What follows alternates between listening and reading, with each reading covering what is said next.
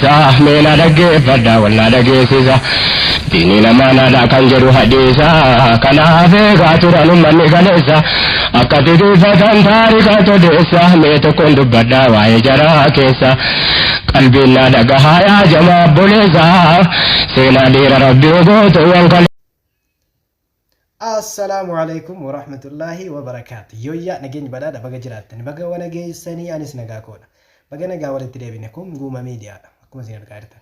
Guuma Miidiyaadha warri maatiin ta'in maatii ta'aa fi isiniin jechuu barbaada. Adhasii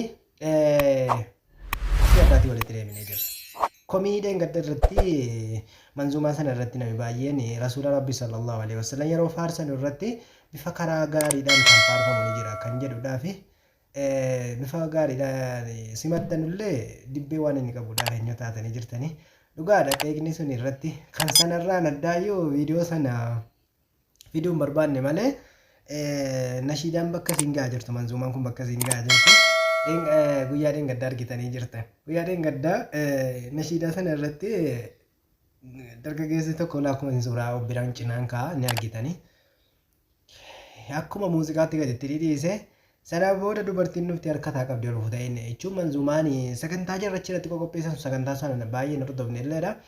Sagantaan sun eega baankiin dhaabbattee garuu utuma jedhanuyyuu karaan taane deemaa jiranii garuu nashiidaan bifa gaggaariidhaan kan akka Ustaad Raayyaa kan akka Harargee wata keessa hin jira Abdurrahmaan Najjaash Ilwaan wajjiniin bifa gaariidhaan hojjetaa jiranii isin dhageessisa jechuudha kun kan Ilwaa fa'i. Dheengadda waa'ee barnootaa irratti baasanii jiran Najjaash wajjiniin rabbiin bakka naga'u garuu inni kun immoo akkuma isin argaa jirtanu manzuumaan gara jala suufiyyaa kun garuu dibbee ni qaba faaruudhuma sana keessa kukkutanii jechuudha sababa moolini dhowwamuuf iyyuu waan kanaaf isiniin jedha maarreegaa qophiin keenya guyyaa addaa akkuma isin kun argaa jirtan qophii bu'aartii bashannansiisaati meemeelwaa Najjaash nashiidaas waa'ee qubee irratti ilaalla akkasumallee sagantaa booda irratti kan Imraan Xaahir nashiidaa bifa gaariidhaan walitti deebina waan ta'eef hamma xumuraatti nu wajjiniin taana affeerraa kee. Ajachuun dura afaan Oromoo bara barsiisaa jabaadhaa qomoo baay'achuun inni barnoota dhabnaa sanii xiqqeenii caadachuun caaluu barnoota hamnaamu. Rajachuun dursaa barnoota keessa afaan Oromoo bara barsiisaa eeggachuun eeruu akkaataa baruu qubee waan laaluu waan nama qubee jabeessaa barnoota cimsaa barnoota cimsaa barnoota.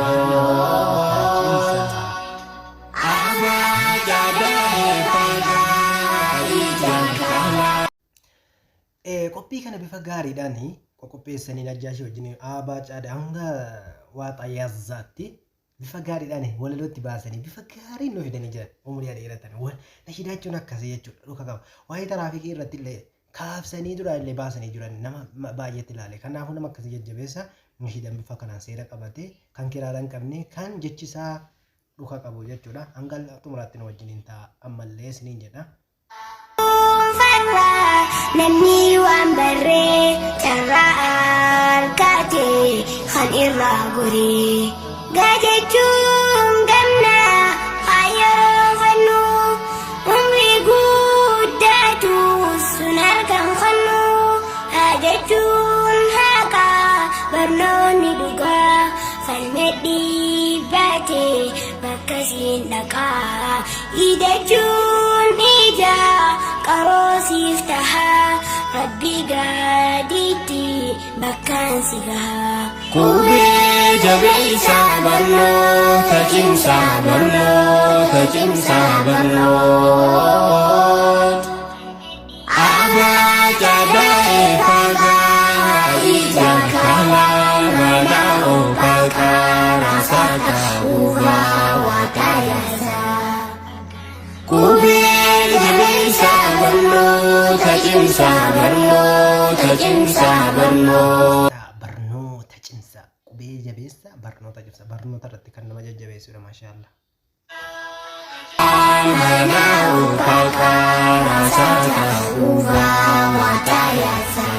Jajachun jasi urbilla sau baruda kaba kube undau kajachun ka undana kanu barnota daima ilman dalkifnu lajachun lachu dini dunia alif batasa walumangaya najachun mana manen barumsa bakayu jara ilman bersisa Kube jabisa barno tajimsa barno tajimsa barno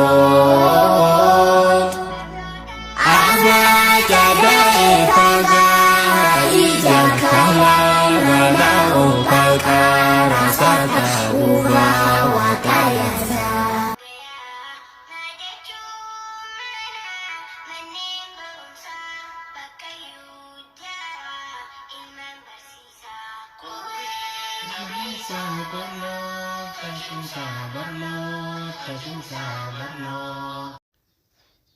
Amma immoo gara kamii isin geessina? Gara obboleessa keenyan Imraan Taahir nama jabaa. Akka Ustaadha Raayyaa Lammaffaatti kan ilaalamudha. Namni kun nama jabaadha. Nama yaadni isaa akkasumallee nashiidaan isa keessa jirudha. Waan isa keessa jirudha. Nama baasee namaa kennudha. Yaa shamarran Islaamaa, yaa dubartoota Islaamaa akkasumallee dhiira hundi keessan ilmaan akkamii oomishuudhaaf? Ilmaan ilmi keessan ittiin ilmi keessan ofii isiniin dhaadatu moo ilma isiniin qaanfatu? Kanaafiyyuu ammumarraa kaasanii of qopheessuun baay'ee barbaachisaadha. Imraan maal jedhe? Walumaan dhaggeeffan. Garuu dubbii akka bifa gaariidhaan sirreesse. Utuu hin quufiin, utuu hin dhumuusaa utuu hin barinne dhumata jechuudha. Jechuun isa baay'ee kan namatti toludha. Egaa assalaamu alaikum warahmatullahi wabarakatuh. Namni wanti inni ittiin dhaadatu haadhaaf abbaa yookaan ilmi abbaa qofaan hin dhaadatu yoo abbaan kan ittiin dhaadatan tahe malee yoo haati kan ittiin dhaadatamtu moo tahe ilmi abbaa caalaa haadhaan dhaadata. Yommuu lamaanuu rabbiin namaa qoodee moo lamaanuu goota tahanii kan irra seenaa hojjette kan irra jabaayyaa ilmoon ittiin dhaadata. Manzumaa an jaaladhu abbaa qudaamaa irratti ilmoonii waa'ee abbaa gaafatame. Abbaan kee lubbuudhaan jiramoo. Abbaa qudaamaa shaamiji maqaansaa biyyiitti yaa'ee dhaga'ee galuusaa duraan quba qabanni beekan oduusa isa gaafatanii akkaataa sochiisa. Waggaa dheeraa turte talola jihaada keessa nuuf hime waan rabbiin si agarsiise keessa. Of haasee biraa deebi'ee. Gabaabsee jechuudha. Ittiin boonasas kan ergamoo ittiin boonummaa manaa qaba. Haadhatti. Allahu akbar. Haati kee on jedheen jirti moo dunyaarra alhamdulillahi isiin jirti har'a. Deebi'ii khaddami gammachiisii dura isii khaddamachuun siif caala hundarraa innaan keedhe. Jalqabe gaa waa'ee haadha dubbachuu. Yaa abbaa qudaamaa yaa abbaa waraanaa akkamitti haadha koo wallaalte namana. Mallattoo naayini ani beeku jannaan kan edaan kan sitti fidatte amaana. Ammoo si yaadanne gaafadhee na dhibnaan kan rifeensa mataa si footee fidde sana mujaahidootatti dhaammatte amaana. Miila isii jala jannanni siif jira in argatta rabbiin bira jedhan nabiyyu lamiin nutti araarame ammooti zalaalame. Nashiida Ustaadha Raayyaa irraa fudhate waa'ee abbaa qudaamaa ni beektan. Yaa abbaa qudaamaa yaa abbaa waraanaa akkamitti haadha koo wallaalte namana. Mallattoo naayimi ani beeku jannaan kan edaan kan sitti fidatte amaana. Isiin maal kee ture jedhanii gaafannaan. Naan jedhe wallaahi haati goosiisana. Isiin na erginaan an dhufee si faana guyyaan kan kee har'aa adeemi waraanaa. Naan jettiin argatta jannata olaanaa hinumaa milkooftaa rabbiin biraa taanaan. Haadhatti dabar. Haa dabar. Gootitti mucaan dubbatee kufuu dide. Allahu akbar maal numama. Gabaa gaarii dhaqxanaan jette qophaa'ee. Bittaaf gurgurtaadhaan niyyaa qulqullaa'e shahiidummaas. Dheeresti bittaa asii qophaa'ee haadhaati maal. شهيد ما يوزي بدا زيلاهين يا المكوانا رانا كدو إلهي ربي النار سمم قدوناتي جتين إرقتي هاتيكو والله يغلب يمو جبتين قلت آتكو والله نجاكي صوف باتي وانجت دقاي قمسيتي لقبدي قلالت سماي جتي يا إلهي آتي يا خالق أنت يا خالق الأرض والسماء المكية كان مرادا ناغي هدية قبسي سيفرقي والله يا لبين ما في يا براكي جباي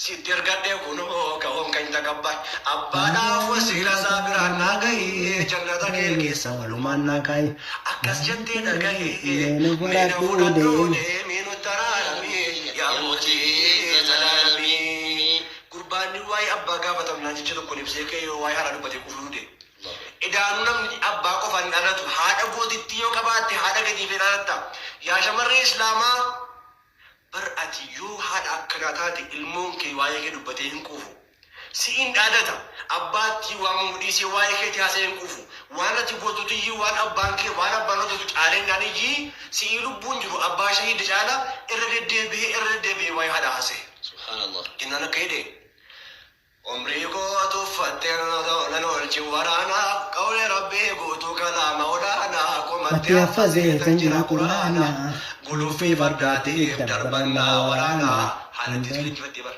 تلي تباو المسيح تنهاجو ما يدي سيتو ينادي مي لا ديمي شهيدنا ديتي بر بريدا تكاد كرجت والله العظيم يو هذا واغريفتي مالي يو هذا غراغرماني ربي دنيا لتنم dhugaadha haadha waa galee malee dhaqii du'i jette kan ergitu jirti hin jirtu haadha waa galeef umutii fi garaagarummaan jannata garuu maal akka ta'e galeef واقلي رأسي والله هذا واقلي ilmuun dubbatee kuufuu dide dubbatee haadha ittiin kosii kana jedhe wallahi isiin ergii naan dhufe jedhe abbaan koo shahiidira ilmu shahiidaati sun kanaaf kabaja waa lama haadha ittiin immoo lubbuudhaan jirti kun akkas na gooti hojjette.